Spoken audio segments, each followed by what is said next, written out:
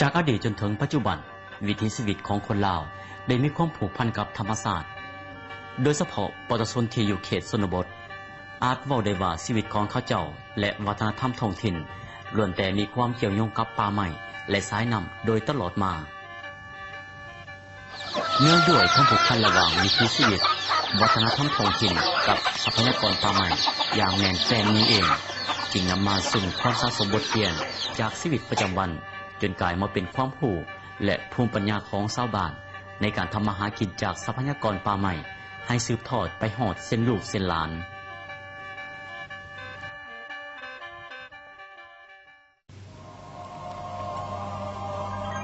หนึ่งในความผูกพันที่กลายเป็นบทเรียนในการทำมาหากินของประชาชนบรรดาเผ่าชาวบ้านเหล่ายาบ้านน้องเอกบ้านสมสุขบ้านน้ำอ้อมและหลาย